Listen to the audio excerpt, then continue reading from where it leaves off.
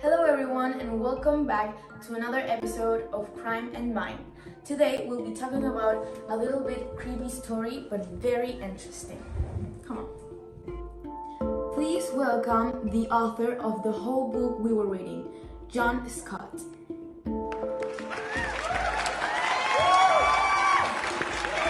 And please welcome our other guest, Dr. Marsha Banks.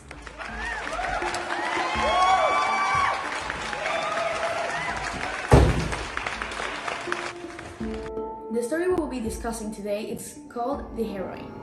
Today we'll be talking about specific topics such as character development, setting and atmosphere of the story, and also the conflict and resolution. Let's start with the place where everything began. The story starts with Lucille, the main character, who just moved into a big building, big house, very far from everything. This house seems a little off. How did you build that feeling, John? Well, I wanted the house to seem calm, but slowly become uncomfortable. There are no ghosts, no real threats at first, but Lucille starts to think something bad is going to happen. So the reader begins to feel scared too, just like her. Analyzing the book, I also feel the scary feeling. I would personally say that Lucille is creating everything in her mind, and we can explain it gently because her mom and her mental illness could say that it's correct. It's interesting how the setting creates the fighting feel, and I feel it suits the story very well. Indeed, the house doesn't speak, but it feels like something is off, like something is not right.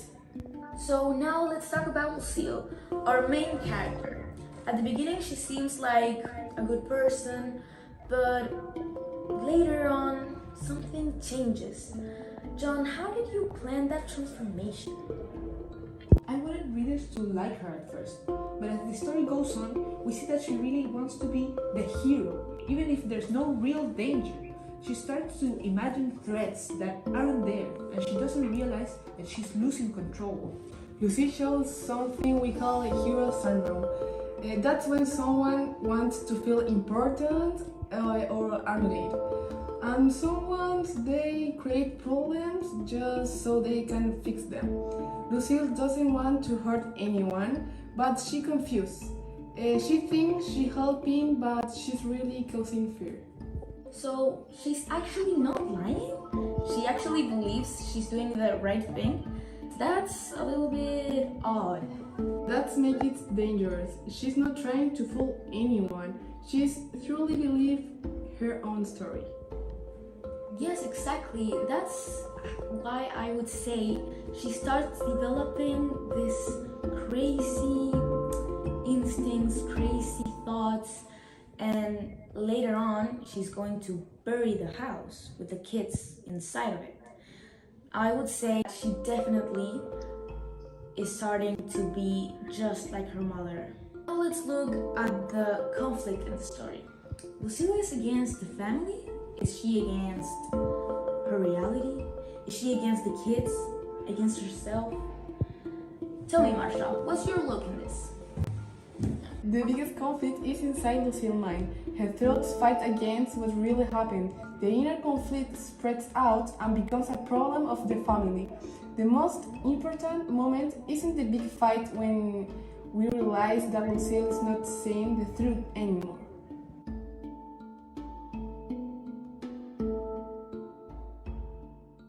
Yes, I did that on purpose.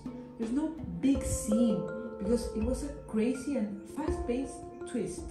The real danger was her belief, because the children would not end up hurt since she was going to save them. I wanted the reader to feel uneasy, not because of what happened, but because of what could have happened. That feels very real. Sometimes people have mental struggles, can cause harm not with weapons, but with confusion, with fear. And that situations are harder to stop because they don't seem like criminal at first.